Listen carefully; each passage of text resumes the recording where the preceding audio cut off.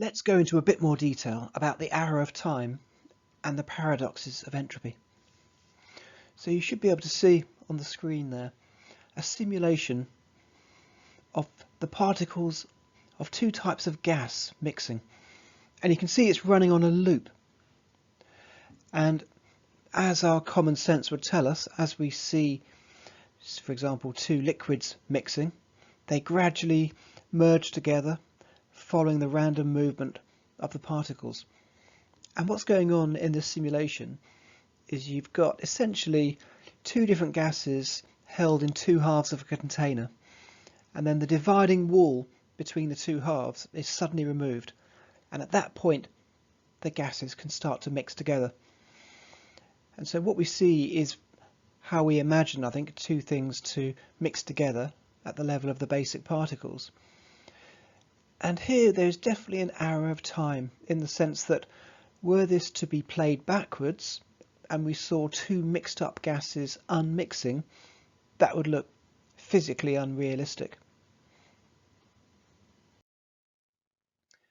And so then we can ask the question, when does the arrow of time emerge? So if you look at the top example, again we have a container with two halves with a partition which can be removed, shown with a dotted line. And if you can imagine, if we just had two molecules in one half of the container, when we remove the barrier and the molecules move around freely, it's not going to be particularly obvious, the arrow of time. So if the molecules are moving around randomly, you might say that on the average there'd be one molecule in each half of the container, the left half and the right half. But if there's a 50-50 chance of a molecule being on one side of the container or the other, it's only actually 50% likely there'd be one molecule on the left and one molecule in the right. And you could imagine a significant portion of the time there being two molecules on the right or two molecules on the left. And so in this situation, playing a video backwards, it wouldn't look particularly unrealistic. There are just really too few molecules to make that judgment.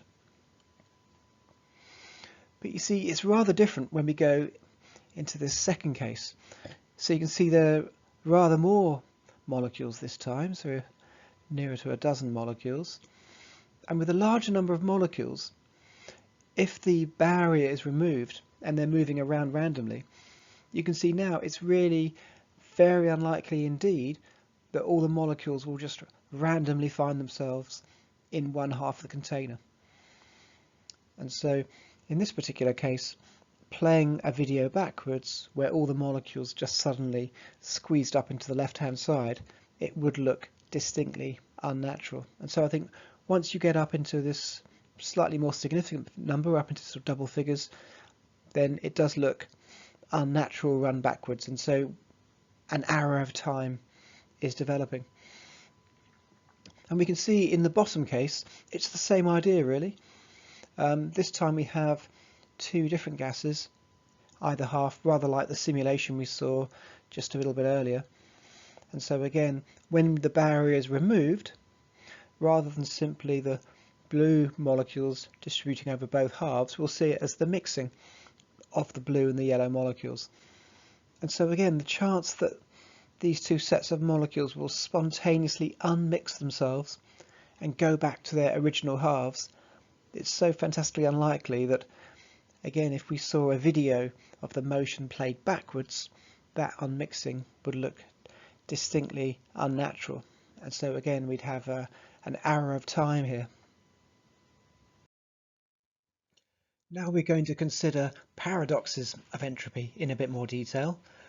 Before, we looked at the evolution of life being somewhat paradoxical, as life seemed to get more highly organised. And let's look at some other examples. And perhaps before really going into this, one thing I wanted to make clear is that this association of entropy with disorder and chaos, yes, you know, these ideas do give you some good intuition into what entropy is all about, but I would like to emphasise that actually within the wider field of thermodynamics, entropy is actually a very strictly defined quantity. There's nothing vague about it, And so some of these requirements, for example, we need a dynamic equilibrium. This means that a state macroscopically appears to be unchanging. We've measured the same temperature at any place. The pressure is constant throughout, same numbers of particles, closed system. So we're assuming there's a dynamic equilibrium. We're assuming energy is conserved, and all the microstates, which Boltzmann postulated, we're assuming they're all equally probable. So it's actually quite a technical thing rather than just a vague idea, and it's going to get more and more technical some of our discussions. Another curious point about entropy is this idea that it's not a proper theory, and so some people have said it's not really fundamental entropy because it's rather statistical. So in other words, it's based on probabilities and chance, rather different to other theories in physics which seem to be much more fundamental in nature. What's slightly curious about this though is that even though at the base of it we have probabilities and chance, at the macroscopic level its predictions tend to be exceedingly precise. In fact, as precise as any measuring apparatus.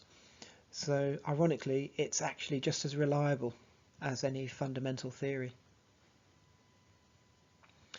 Another curious paradox, which is quite difficult to get your head around, is how entropy arguments explain why we never see certain things because they are just so exceedingly improbable. But one problem this runs up against is, what if we consider time to be infinite? Supposing we could go back in the past infinitely far in time, or we can go infinitely far forward in the future. Just because something is exceedingly improbable, if you've got infinite time, then does that mean it's inevitable? That's a slightly thorny one. And perhaps the most famous paradox of them all is the so-called Maxwell's demon.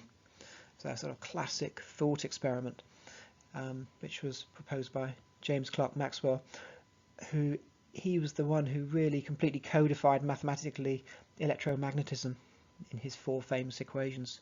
I mean, arguably the greatest achievement in 19th century physics. And he came up with this thought experiment where you've got, again, a container divided up into 2, and where you've got a partition between the 2. And so looking at the picture we can see here, you've got a demon here operating a trapdoor. And so a couple of ways you might think about this. You can see we've got these red and blue particles, and so you might consider the blue ones to be cold and moving slowly, and the hot particles, the red ones, to be moving very, very fast. And so these particles moving at different speeds, you'd expect these to be kind of randomly arranged, but the demon opening the trapdoor, he could just let the high-speed red ones pass from left to right, and just let the low-speed blue ones pass from right to left. And so he would actually change this container at constant temperature into a hot container and a cold container. So this would be impossible, supposedly, by the second law of thermodynamics. Or another way of looking at it was that you could say that the red and blue particles represent different gases, different identities, and by being selective about which ones you let through, you could start with a system of mixed gases and then unmix them through use of the trapdoor. So again, the unmixing of things in this way would be contravening the second law of thermodynamics. Entropy would be decreasing. So yeah, famous thought experiment. And so yeah, this was presented to the entropy enthusiasts of the time. But I think there are some answers to this, because of course the demon, what exactly is the demon doing? So we can't really neglect the process of the demon. I mean, the demon has to operate the trapdoor for a start. And in fact, more than that, the demon would have to have some way of either identifying the molecules or measuring the speeds of the molecules. And so if we go into this in detail, that sort of measurement and that gathering of information, which the demon does, and indeed the opening of the closing of the door, these processes are all going to require energy. And so it has been argued that when you include the demon properly into the picture, it resolves the entropy problem. But that's quite a curious and sort of historically quite important thought experiment connected to entropy and the possible paradox. And now I thought I'd mention some famous quotes to do with entropy. And this first one relates to Willard Gibbs, who developed a lot of the chemical side of entropy theory. And the word he used to describe entropy was mixed upness. And this nicely follows on from our look at gases, for example, and how when gases mix together, they're getting more disordered. And so rather than disorder, he concentrated on the mixed upness. I think it's very much coming at it from a chemical point of view. And then when we get onto the macroscopic scale, looking at entropy relating to the heat change Q divided by the temperature T, this macroscopic level, then rather a nice analogy is it's like the difference between shouting in a crowded bar and shouting in a library. And so the analogy here is that adding heat into a system, we're representing that as shouting, and the temperature in the system we're looking at as the amount of residual noise. And so if you're in a crowded bar, this is the analogy for a high temperature system. So when you're adding Q, when there's a very high T, then with a large denominator, the entropy increase is quite small. And so that is rather like shouting in a bar, making little impression.